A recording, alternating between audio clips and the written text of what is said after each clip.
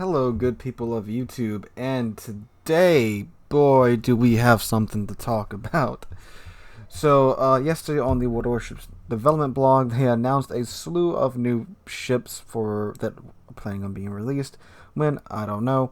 There's a lot to talk about in this, but today we're just focusing on one ship, and that is the Tier 10 Yashima, Yashima, Yashima, Yashuma, however you want to say it, which is the A-150. It's a premium Tier 10 Japanese battleship, and it is essentially the A-150 as far as I can tell. I'm assuming they just gave it a name because A-150, that was just the design number and not the actual name of the ship. Is this the name they were planning on using? I have no idea. I don't know what the name means.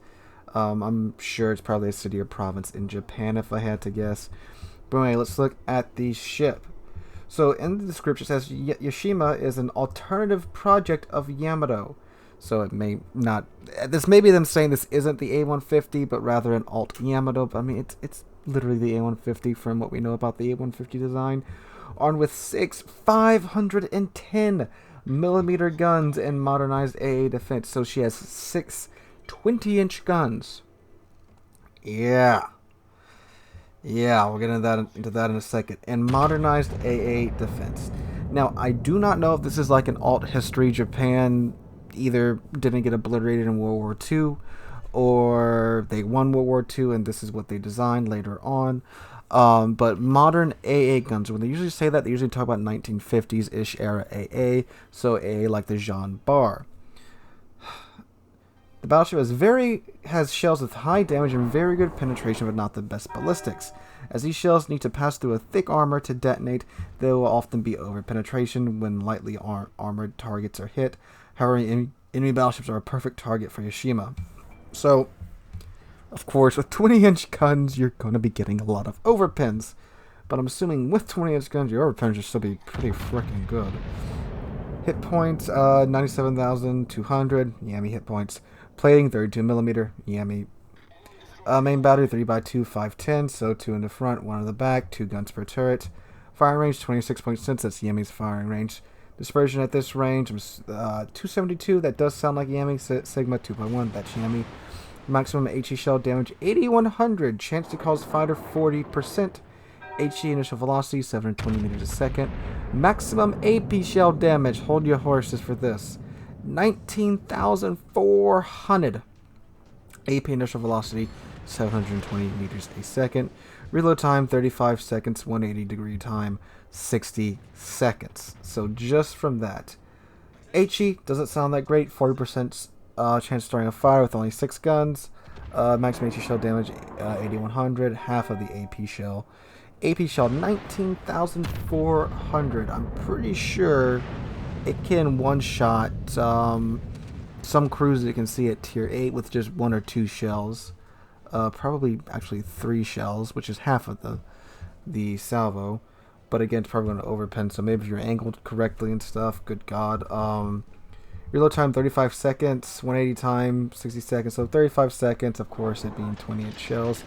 I actually do believe this should probably be 40 seconds base, because people are going to slap main battery mod 3 on there and get it down to 31, 32 seconds. So I do think it probably should be a little bit higher, maybe 36, 37 seconds, to where when you slap that main battery mod 3 on it, it gets it down to 32, 33 seconds. Because good God, again, 20-inch guns, again, good God. But we'll see how the 35 seconds work out. Secondary armor, 2x3, 155s. That's the secondaries that Yami has above its 2 turrets. Maximum HE shell damage, 2,600. Chance to cause fire, it's 10%. HE initial velocity, 925 meters a second. What's this range? Okay, 7 kilometers base. 10x2, so it's got 20 100mm guns, range 7 kilometers. Maximum HE shell damage, 1,700. Chance to cause fire, 6%. HE initial velocity, 1,000 meters a second. Okay. So I think that's pretty much the Yami's secondaries. I don't really pay attention to those that much. Now, if you do look on the picture I'm showing on screen right now, it is pretty much a Yami with different turrets. If it was on the side, though, there's a lot of difference there. It's got a lot of the same Secondaries as far as I can tell just from this one picture, but it's missing that mountain of AA guns that Yami has. So A defense 24x2 40mm guns, 16x3 25mm guns, and then the 100mm guns, they are dual purpose. So short range continuous damage per second 102, hit probability 85%, action zone 1.1 kilometer 2.5 kilometers. A defense mid range continuous DPS 438, hit probability 75%, action zone 0.1 to 3.5 kilometers. A defense long range, number of explosives in a salvo 10, damage within an explosion 1540, continuous DPS is 235, hit probability 75%, action range 1 to 5.8. Number of explosions in a salvo 10, damage within an explosion 1540, action zone 3.5 to 5.8.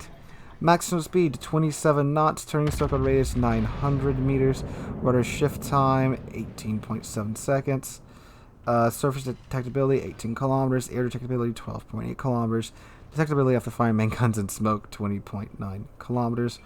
So for the damage consumables, you get damage consumables. For the consumables, you get damage control party, repair party, fighter, and spotter. Well, fighter or spotter. Okay, so let's unpack this thing. So for my impressions of just reading the stats, I have a couple of predictions. One, this is not going to make the normal release time of announcement to release, which is normally about 4-ish months with most ships. There are some ships where balancing becomes an issue, and they are released much later, like Alaska, and I'm assuming that's where Odin is, as well as the oh god, what was the name of that Tier 9 German cruiser that it hasn't come out yet? Freud, something like that, whatever it is. I think that's where that thing's at too right now, and Virbis Unitas. This thing's probably not going to see the light of day until, I would say, mid to late summer. Right now, it should be released sometime May, probably mid-May is what they're shooting for. Will this get there? I doubt it. I'll be surprised if it gets released early to mid-May. Probably won't see the light of day till June or July, and it wouldn't surprise me if we don't see this thing until Christmas next year. Other thing, the guns, good God, sound like it has Yami parameters as far as accuracy goes, but it has American ballistics, which is a good and a bad thing. But honestly, it's probably more of a good thing with these guns. Because with American guns, they don't have the best velocity, but they're very, very good at dealing with cruisers because you have 16-inch shells going very slowly.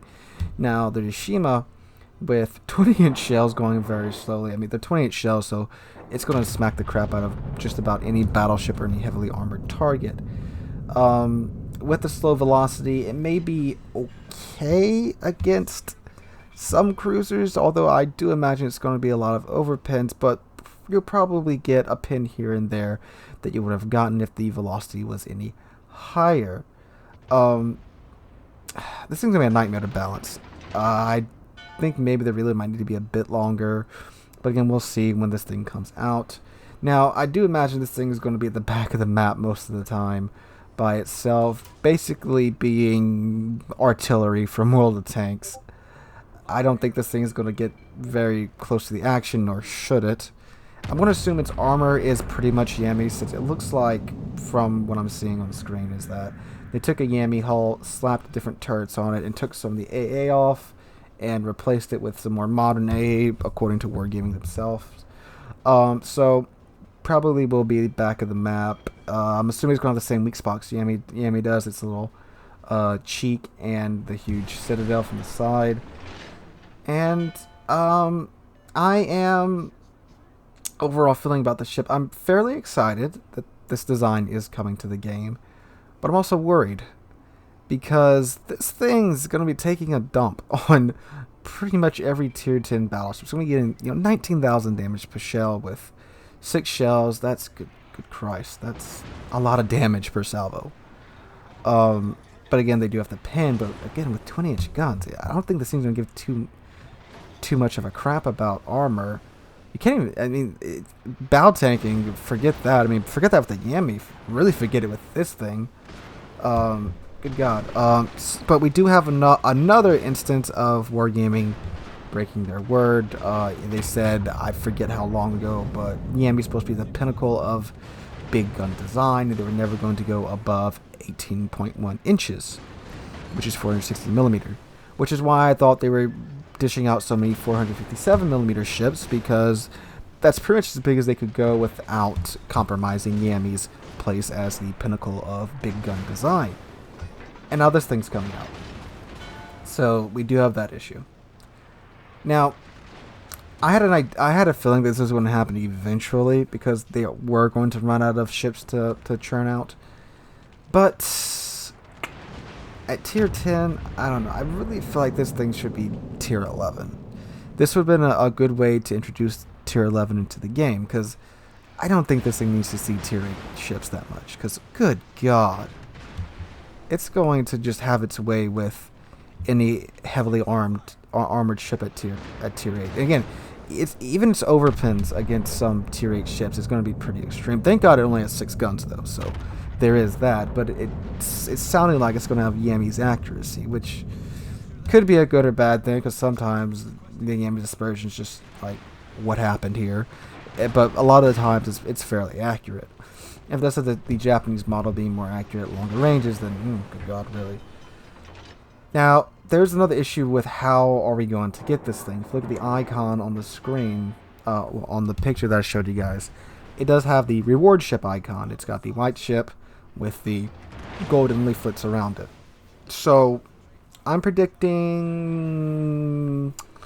I would say Research Bureau ship, but if you look at what they did with the last batch of ships they released on the Research Bureau, they had a pair of them in the Armory as well. So we got the Ohio and the Colbert in the Research Bureau, and then in the Armory we got the Thunderer and the Smolensk, which the Thunderer Smolensk is of course arguably better than the Ohio and the Colbert. So I would see this as a research ship, because this is definitely would motivate people to use it, and they are trying so hard to get people to use that Research Bureau. So maybe if they had announced something like H-43 with this ship, which is basically the German equivalent of this, except with one more turret and 2 more guns, then I could see definitely one of those would have been a Research Bureau ship, and one of those would have been an Armory ship. But with just the Yoshima out right now, I'm going to say this is more than likely going to be either a coal or a steel ship. I don't think it'd be a steel ship. I'm thinking probably coal. I'll be surprised if it's a steel ship, because then that's going to turn a lot of people off from getting it. But with coal, just thinking like wargaming, when they have certain events, you can get coal and containers, and that would be definitely a way you could sell containers to get coal. I do think coal would be the best way to release this either way, because that means everyone can get this ship eventually, which I do think a ship this powerful, everyone should have access to, and coal's the best way to do that. Now, with the Research Bureau, you do too, but again, that would force you to regrind. But it wouldn't surprise me if they do release just this ship on the Research Bureau. And balancing this thing, Jesus Christ, that's my biggest concern. How are they going to balance this thing? It's slow, has a long reload time, especially for tier 10. Long turret traverse, but that's nothing new to Yami players who are going to be the people buying this thing. So, again, maybe a bit longer reload, because people are going to put main battery mod 3 on that and get that down to probably a 30-second reload, or 31 seconds, however that's going to affect it. Wouldn't surprise me. As far as anything else, we're just going to have to see how this ship does when she's released for testing. And it's going to be an interesting ride with this one. It is. And the Battleship Man in me is very excited for this, but I'm also very cautious about it, because this is a dangerous way wargaming has been going. They've broken their word with selling tier 10s, with no submarines, and with not making any guns bigger than Yami. I don't think there's much left for them to break at this point. But again, I wasn't really expecting to keep to that promise either, because again, I knew that if they wanted the game to continue, they're going to have to go above that than they have now. But it'd be really interesting to see what comes of this. I'm sure there's going to be some more crazy designs now. H-43. I think H-44, well, I'm not even going to say that. I don't think H-44 would be in the game because they're showing that they're willing to frickin' do it, so we'll see what this holds for the game. But anyway, guys, my first thoughts and coverage of the Yoshima. We'll see where this goes. If you enjoyed the video, please drop a like, leave a comment, and subscribe. We're on our way to 8,000 subs, and hope you guys are having a wonderful Wednesday. And I hope to catch all of you guys in the next one.